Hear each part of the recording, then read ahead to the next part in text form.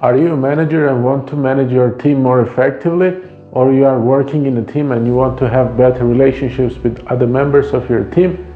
Hi, this is your life coach, and today we are going to talk a very interesting topic which is called team building.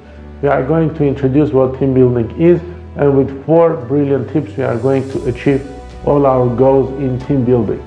Before getting to the main content, I will ask you to subscribe to this channel and like this video, because we are going to have such type of content all the time, which is going to help you to have better soft skills, and you are going to improve your communication skills to a god level.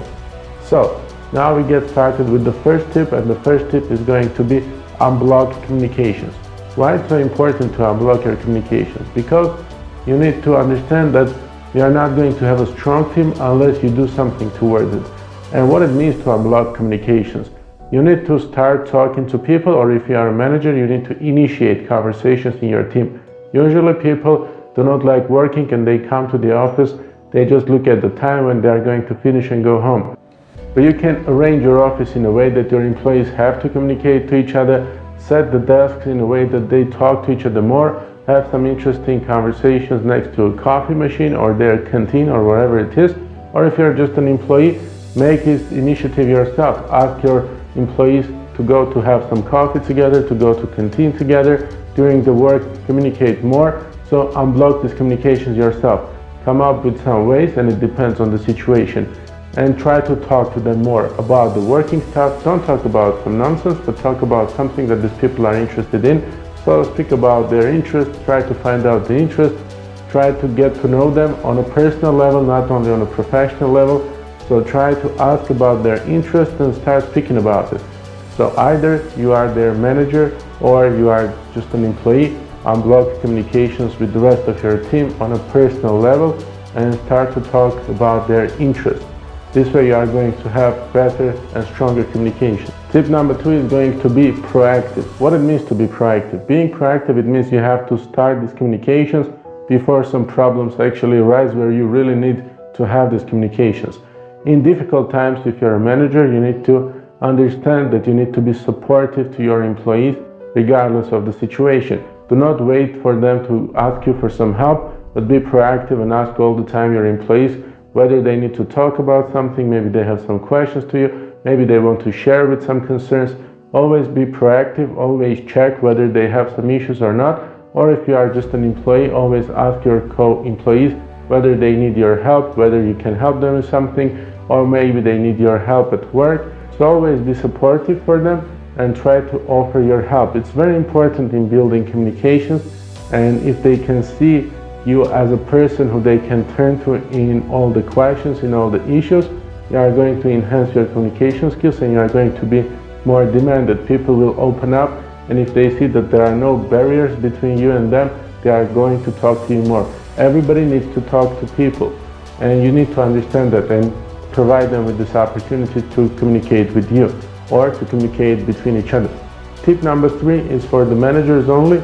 You need to aim higher. What it means to aim higher: whenever a person actually gets employed in your company, they provide you with their CV, and in their CV there are mentioned some strengths of them and stuff like that. They write their skills, experience and everything. But you should be smarter than that, and you should actually see further. People do not include everything in their CV. They have much more skills and much more competences outside of their CV. So you need to actually exploit it. You need to understand what else they can give to your company, what other skills they have. And again, it comes to communication, and you need to be effective in communicating with people to actually reveal these talents. Maybe these people can do it, they don't know it themselves. So as a manager, you need to really dig deep into your employees and try to understand their hidden talents and everything that these people have within themselves. People usually have huge potential, but it's the job of a manager to reveal this potential and exploit it for the company. Not in a mean way, but still you have to do it because these are your resources, and you shouldn't just give them some simple tasks in the scope of their responsibilities. Maybe these people can do more for you, and maybe they can be paid better for that, so you need to figure it out. You have an accountant, maybe your accountant knows something about the laws, so can support you with this. Or maybe you have some programmers who are also great presenters of the product. Whatever it is, you need to reveal their hidden talent, so you need to aim higher.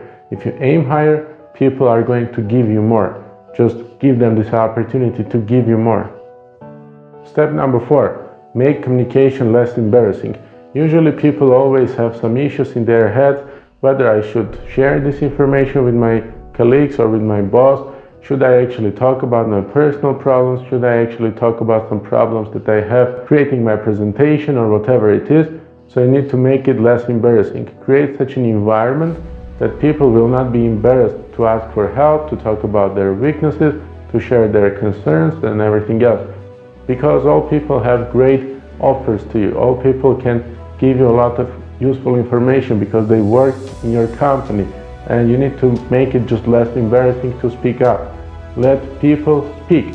Do not make it embarrassing. Provide them with different team building activities where they can actually get to know each other on a personal level, and try actually to share some information yourself. As an employer, you need to be more open to your employees and make them open up to you as well. And in this case, people are going to be less embarrassed to share their concerns and share some useful information with you that otherwise they wouldn't do, because they might think it's not in the scope of my responsibility, I'm not going to mess up, I don't want to lose my job and all this stuff, I don't want to take risks. Help your employees to take risks, because without risk taking, a business cannot thrive, it cannot grow, it cannot be successful. So it all depends on the atmosphere. Work on the atmosphere, make it more friendly, and in this way people are going to be much more productive and useful for you. So these were the 4 tips that will help you to have great experience in team building as an employer or an employee, it doesn't matter. Subscribe to this channel and like this video, share this with your friends, let them know this wisdom, these 4 tips, and we are going to meet in our next videos. You are welcome to check out our other videos. This was your life coach, and we are going to meet soon. Bye.